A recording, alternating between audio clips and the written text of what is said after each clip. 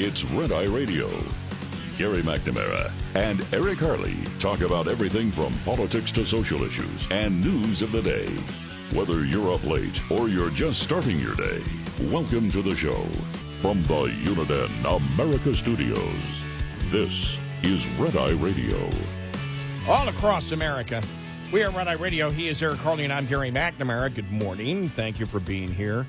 Yeah, yesterday when I got home, my voice was almost completely gone, and as I've gone through the day, I've just been exhausted. And it's like I'm coming down with something, and I know it because I can't focus. You know, For me, that's always an indication. More of the flu than anything else, really, is when I normally get something like that. Yeah. Is when I can't focus. And last hour, it's like I couldn't remember the name of Rand Paul. For a moment there, we were talking about Rob Reiner. I'm like, what's that guy's name again? I can't think. You know, it's just... it always, that's how I know I'm sick. I can't focus on anything. But we'll try to get through. Yeah. Right? Sure. Why not? But yeah, when I saw the article about Rand Paul, and, you know, that's really it. If you want to solve the healthcare problem, that's really it. And one of the things that was brought up was, look, the Democrats are admitting Obamacare is a massive failure. Yeah. Right. Remember, these subsidies, the extra, these are the enhanced subsidies. There will still be subsidies for lower income people. Well, and the thing is the Democrats knew, and the enhanced subsidies were basically, they were trying to hide. They put the Democrats put the sunset on this, by the way. But they were trying to hide the increased cost of Obamacare. And they've done that over and over again. By the way, there's nothing to hide. Now, people, because there's a difference between not seeing it and not caring about it, okay? Yes. So for the person that benefits from the subsidy, the fact that they don't care about it doesn't mean they don't see it. Everyone knows that it's going through the roof. And it's not it really isn't a debate anymore at all. And the only way to really level things out is to get a path toward competition with more transparency in the pricing, which when you have your high deductible HSA account, you start seeing things. Had a family member that was charged for the doctor's office returning a phone call, and then looked at the EOB, the explanation of benefits. It's like, this was filed. The insurance company was charged $150. So insurance paid $150. The family member paid $25 out of pocket. For what? Well, we returned your phone call. Huh? Remember when Stossel went to the emergency room and basically right there in the ER, he started formulating the article and the piece that he ended up doing. I think it ended up on Fox News. I'm not sure, but he talked about it. All these things they were doing. Now, it is a different situation when you go into an ER. Look, those nurses, doctors, those professional caregivers are going to do everything they can to make you better, save your life. But his point was, as he was going through, because he was not in a life-threatening situation, was, again, well, wait a minute. Was all this stuff? What does it cost? What am I paying for? What is necessary? What isn't? And all these very valid questions that a lot of us have been asking for the longest time. And when you look at it, and now that you see the focus coming from the GOP more on, these big insurance companies and the middleman in the middle. Well, this is a conversation that a lot of us conservatives had years ago. And the GOP, the Republican Party then, just didn't seem to be interested. And now, as they're scrambling to get everything done by their, the end of their session for the year, they start waking up. Oh, well, look. Yeah, but they created a system that benefits I the know. healthcare companies. That's what I mean. That now they're trying to pretend like they actually care about doing something about it. Because if you want to benefit both, you add competition across state lines. You have people get, like we used to have, you don't have health insurance cover every single thing known to mankind. You have the high deductible. Mm-hmm. You got catastrophic health insurance with a probably larger than normal deductible. Right. And then people can have health savings accounts.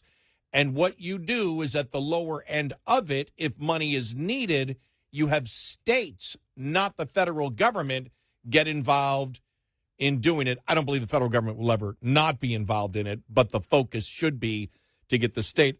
This is Reason Magazine, which is the libertarian magazine. Mm-hmm. Obamacare subsidies cannot fix a broken system. Rand Paul's bill could. Last week, the U.S. Senate rejected 2 health care bills intended to resolve the impasse over the COVID-19 era Affordable Care Act subsidies, and to one extent or another, concerns over the cost of medical coverage. Both were blocked by the near impossibility of advancing anything in a body without 60 votes in support. The Democrat-sponsored legislation would have kicked the can down the road on Obamacare plans' inherent flaws by extending temporary subsidies for another 3 years. The Republican bill was a more serious effort that would bring some reform to the system by expanding Americans' access to health savings accounts, but neither is going anywhere right now. Maybe that's for the best. Senator Rand Paul proposes better legislation that expands Americans' access to HSAs and to group plans offered by all sorts of organizations across state lines. Here it is. Is this from? Here it is. Oh no, this is from the writer of the article here, J.D. Tersile. I, for one, continue to support the repeal of Obamacare and replacing it with true free market reforms, not just some rearranging of the current version. The Kentucky senator commented before the vote. Okay, that was him. That was okay. him. Legalizing cross-state health care, buying co-ops, and letting everyone have an HSA is the only true conservative option.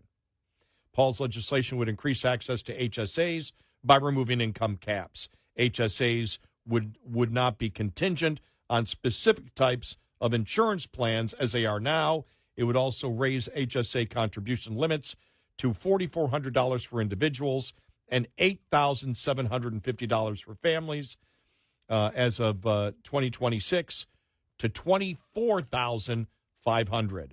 That's money put away without paying taxes on it, a significant advantage in terms of savings, not just for medical expenses, but for retirement, since HSA money can be used for non-medical expenses once you hit the age of 65.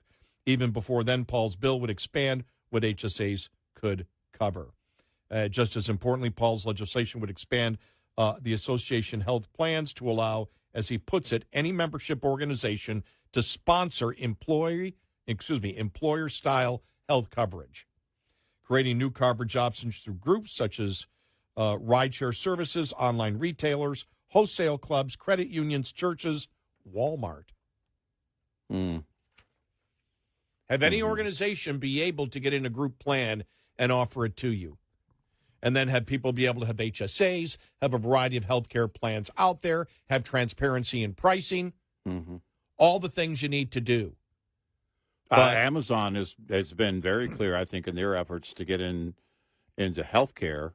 You know, the question is, if you're looking at regulatory hurdles, I mean, my gosh, I don't know how difficult that would be. But if you look at Amazon's approach to the competition with Walmart, Walmart has been partnering with pharmaceutical companies to get low-cost pharmaceuticals to the consumer, right? The $4 prescriptions.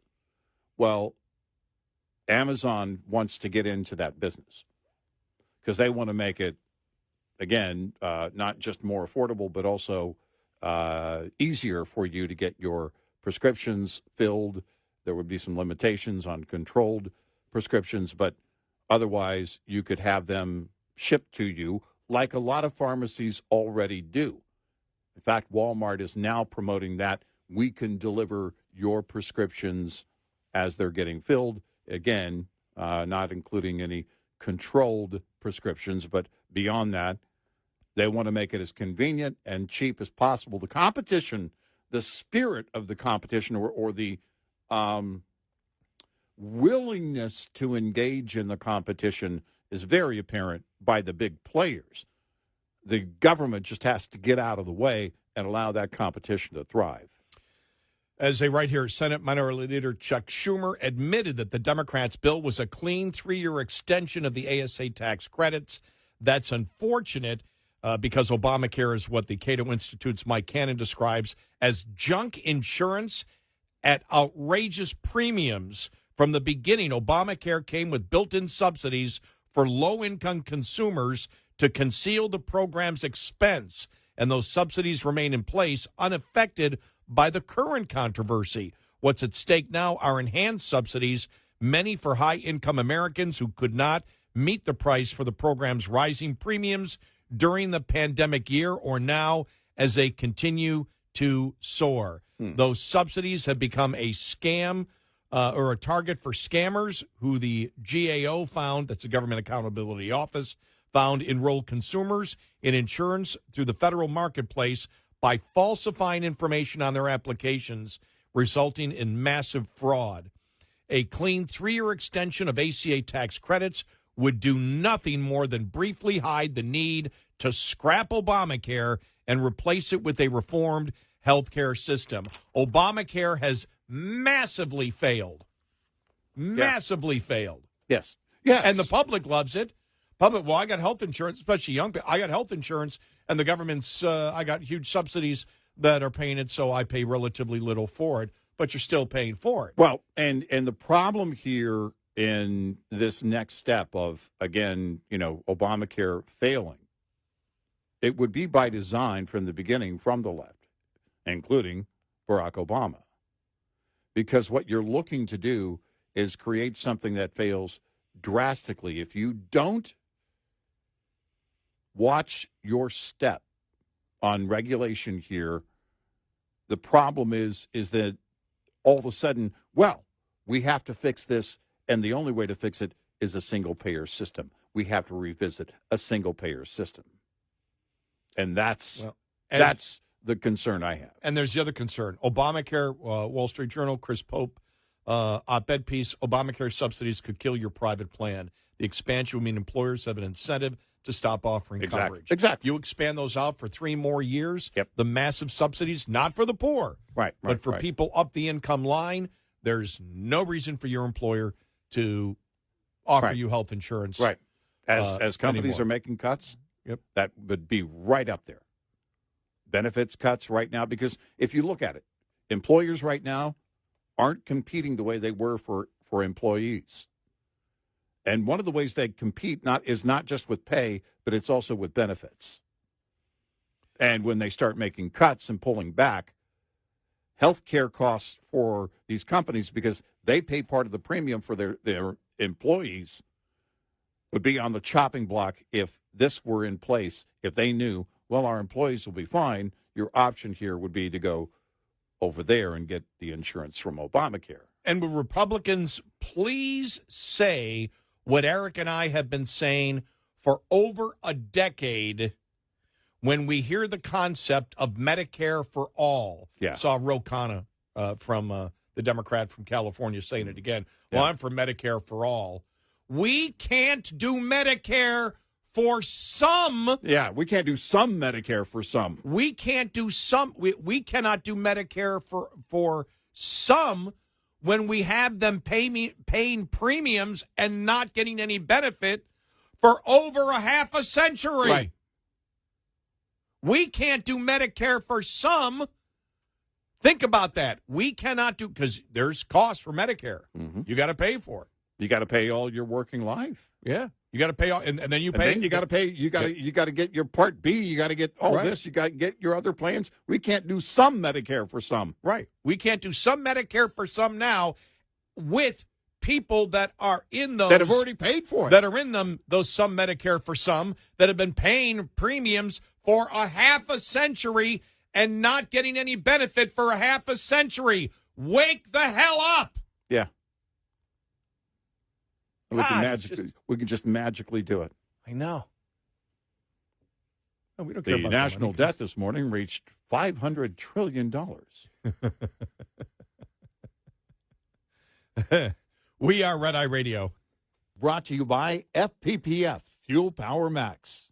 Owner-operators can save a hefty amount of money by participating in discount fuel networks. If you're leased and your fleet has a fuel optimizer program, use it. Such a program helps plan a trip based on fuel prices and locations in the carrier's fuel network. The larger the carrier, typically the larger the discounts that are possible. Fees for using such networks have become rare thanks to competition for drivers. Owner-operators are well advised, however, to pass up network fuel stops that are too costly, are too far off route, sell inferior fuel, or are dangerously or poorly maintained. For independent owner-operators, a bevy of fuel discount networks exists, from a variety of traditional fuel cards to the National Association of Small Trucking Companies network and the younger mudflap applications discounts at independent truck stops around the nation. Research the options and discounts available to find the right one for you. Owner-Operator Business 101 is provided by Overdrive's Partners in Business program. Go to overdriveonline.com to the Partners in Business section of the website for more details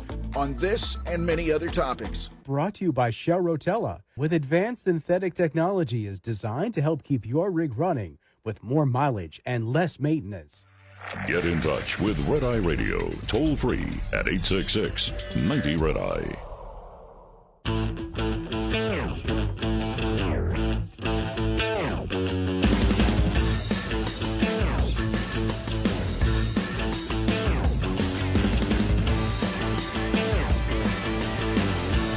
We are Red Eye Radio. He's Eric Harley, and I'm Gary McNamara. You know, after that discussion on Obamacare subsidies, I need a little Uncle Milty here. All right. I just happened to see it on X. Okay. Milton Friedman quotes. All right. All right, here we go. As I said before, keep your eye on one thing and one thing only, how much government is spending, because that's the true tax. Every budget is balanced. There is no such thing as an unbalanced federal budget. You're paying for it. If you're not paying for it through it in the form of explicit taxes, you're paying for it indirectly in the form of inflation or in the form of borrowing. The thing you should keep your eye on is what government spends. And the real problem is to hold down government spending as a fraction of our income. I just needed that a little bit. I just need a little bit of Yeah. Uncle Milty there. Did you see that the Fed, saw this yesterday, that the Fed now is printing money again? Yeah. Yeah. They alluded to that. I don't know if Jerome Powell said it directly at his press conference the other day or not, but yeah. I mean, it's going to be interesting to watch where it goes, what's going to happen with inflation. Everybody's watching, waiting to see what SCOTUS does on tariffs.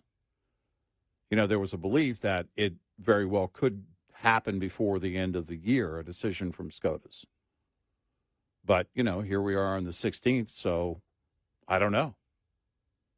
It could be after the first of the year. I don't know. They were wanting,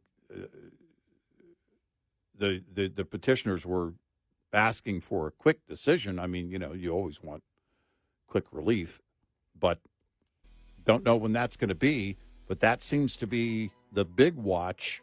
And then, of course, what the Fed thinks in January with what's going on with jobs. Are they going to do another 1/4 point drop or not? I guess we'll see.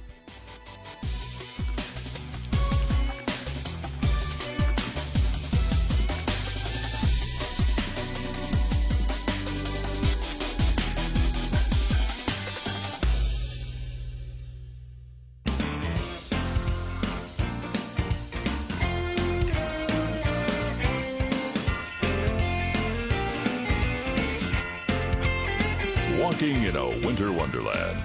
Gary and Eric on Red Eye Radio. And he's Eric Harley, and I'm Gary McNamara. You ready for our Senator John Kennedy audio cut of the day? Let's have it. All right, here we go. He was on Fox and talking about Jasmine Crockett. Here we go. The Congresswoman has the right to her opinion, but I have the right to mine. And somebody needs to tell the Congresswoman. It'll be in her best interest. They need to tell her that the voices in her head are not real.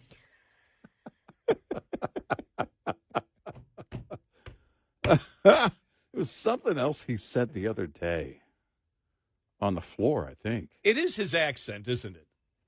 It is. The accent does help. I mean, But it adds something. It's like watching a one-man show. You know what I mean? Like you're at a small theater in the South, and he's on the stage, and he's just kind of matter-of-factly delivering those lines. It is the accent for sure, but it's also just his demeanor and how he delivers it. The voices aren't real.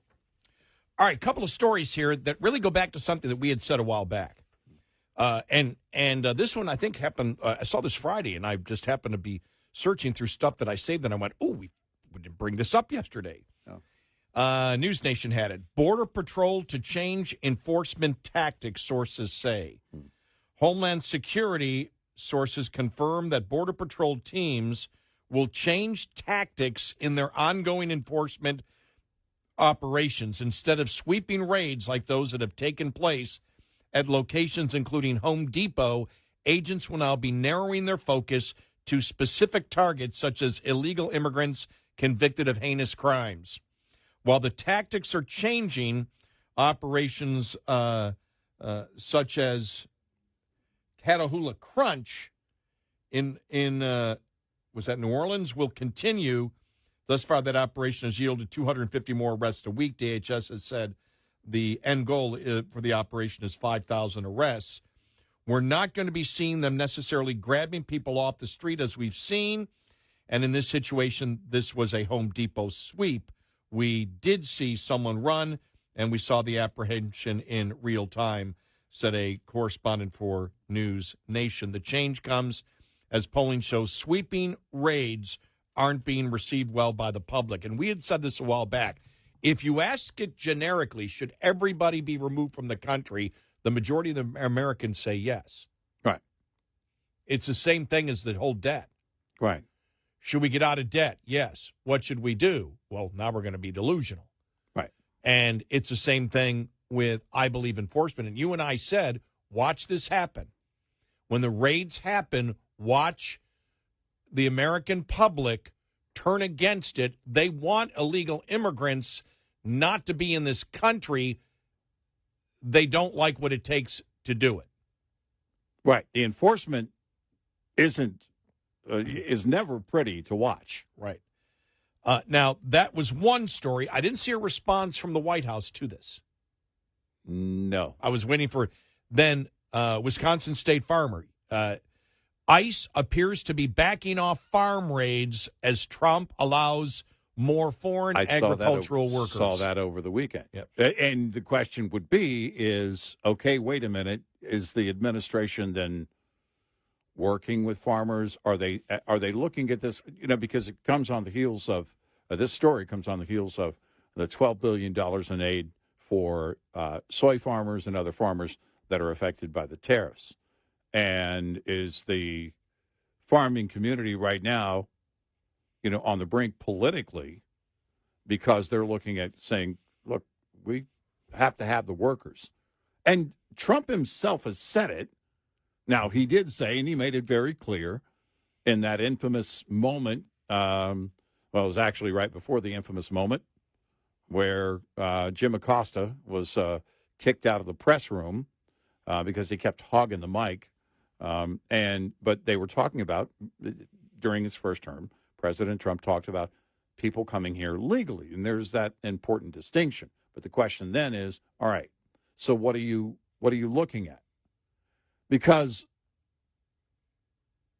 there should be a question about how much illegal activity is going on, whether it's farms, companies, parking lots of Home Depots or whatever it is. And then the question is, what do you do about that? Again, the enforcement of it, where these are sweeping raids, is not anything new. On this level, it's kind of new to this generation because we quit caring about the border years ago and nothing was done about it until Trump became president. Well, as Trump has said, he's even talked about agriculture, that we need the foreign workers there. Right. And, the back and forth between him and Laura Ingraham a couple of weeks ago was mind-boggling. Oh, yeah. And we went, whoa, you got a portion of MAGA going, we don't like this at all. Right. Where he's saying, no, we need these foreign workers. And she's saying, no, we don't. Right. We have them here. And he goes, no, we don't. I mean, back and forth. But this has already been out there as a controversy a couple of months ago when Trump was saying, well, implying they may take it easy on the farming industry with illegal workers. And immediately there was an outcry saying, why? Yeah. Right. Why what farming you're saying, yeah, they should get a break, but other industries shouldn't? Right. How can you? And MAGA wasn't buying that. Right. At that time. Yeah, that's why I think it's, there was something clearly in those farming states. Politically, they were seeing numbers go in the opposite direction in terms of approval of the administration overall based on, again, tariffs. And we know the response from the administration, and that was $12 billion in aid for primarily the soy farmers. But also now this situation, if they're, again, going to go easy on farmers who are employing illegals, you've got a problem with your base, another problem with your base. But then again, if you want to have affordability, you and I said it when Trump was saying, but gasoline prices are down. By the way, my gasoline prices are now back up again. Yeah, I saw that. Back up too. Yeah. Now, I kept track of it when he became president on January 20th of this year. It was roughly about 277 was the gasoline prices. It was 269. It went down to 229 a week ago, but it was back up to 269 now. So I've kept close on that. And we said, look, gasoline doesn't matter. That goes up and down. The problem that you have is food. It's the grocery store. How do I know that? Because I see it, and I go in and get a couple of things and go, what the hell's this? Yeah. So does everybody else. It doesn't matter whether you can afford it or not. It's where you are a couple of times a week, maybe more than most people actually fill up their tank. And you see it, it's like, whoa. And we said he's got to do something on food prices. So he did. He lowered the tariffs on 200 different items, including hundreds of food items out there, which then was the admission by his behavior that tariffs cause increased prices. There was and then you this with the farm workers, and then the $12 billion. Right, they're trying to do everything they possibly can to lower food prices at this moment. Yes. Hopefully they succeed at it. Right, and at this time of year is when people are shopping to get a few extra goodies for Christmas and everything else. But also a trend that has been happening.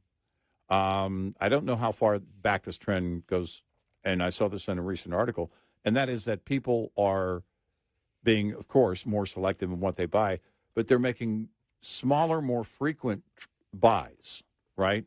Go get what you need at the store for a few days instead of shopping for the week or the entire payday period. I remember growing up, yesterday was the 15th, and December 15th was a key date because my dad, being Air Force, got paid on the 15th, and that's when they would buy the tree. That's when, they would basically buy whatever else they needed to buy for Christmas with that paycheck. But a lot of people would shop and until recently did shop that way. Okay, it's payday, we go shopping. I was out yesterday, and man, the local grocery store was packed in the middle of the afternoon, like 1 or 2 in the afternoon on a weekday.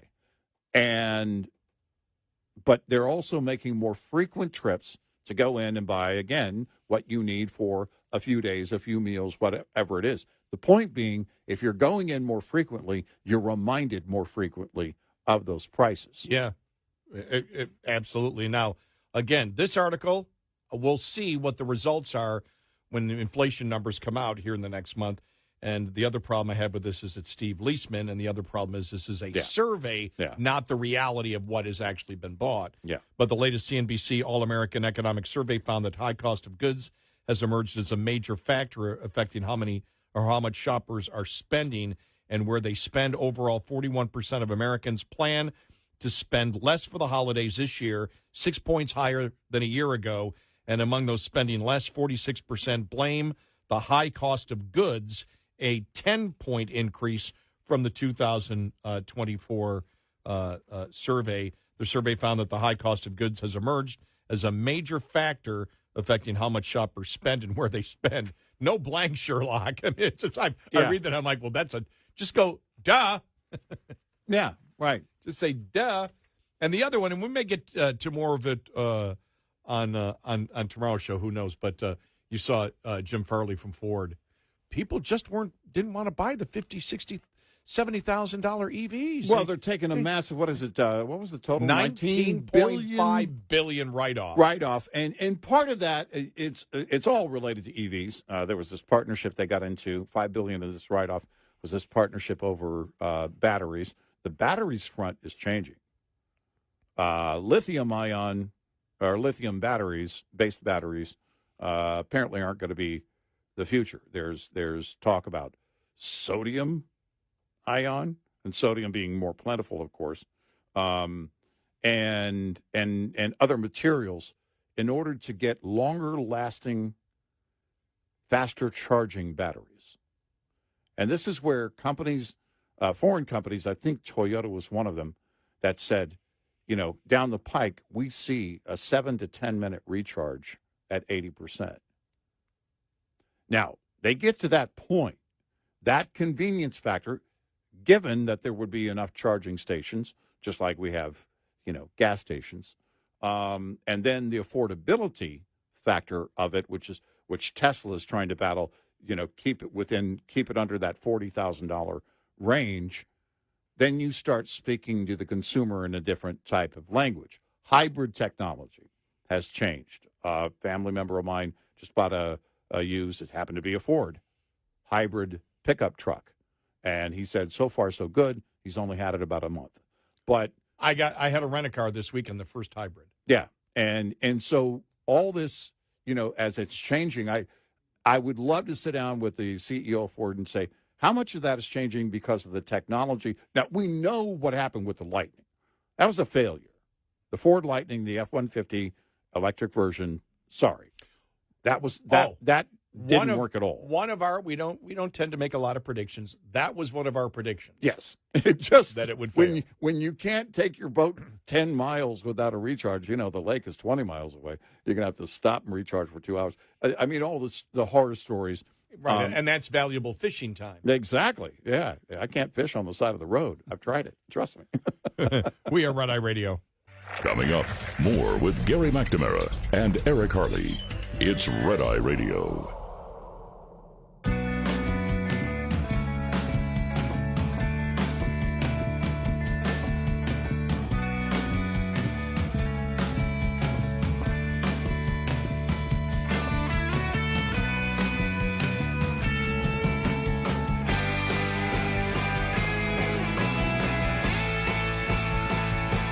We are Red Eye Radio. He's Eric Harley, and I'm Gary McNamara.